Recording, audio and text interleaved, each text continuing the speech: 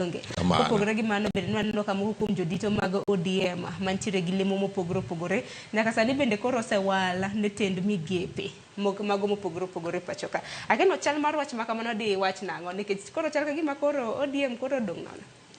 Koro king'iyo ato kaneno dong' nono ato neno ka jakom pango tich.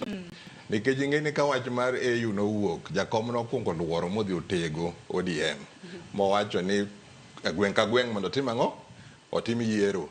Mano otim kuonde moko, lakini ng'eny kuonde moko to jomotelo ne ODM e gwenge go noluor. Kata Siaya wa giwacho ni floods ng'eny.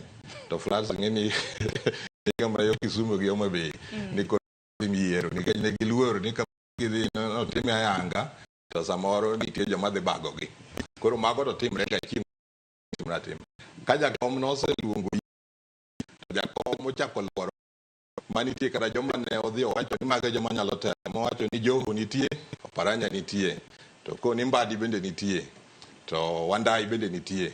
Jok mano wacho ni nitie motegne ODM manyalo tero ODM mbele.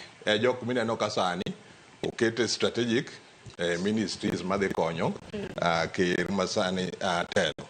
Koro jakom osepango gini, tiende ka to onge madongo. Koro waseko ODM osejumore sirkal. Ng'eni mondo bed pinje machielo. Mano be jomoko nyalo wacho malindo makia nikech jomong'eyo to ka riwruok betiega.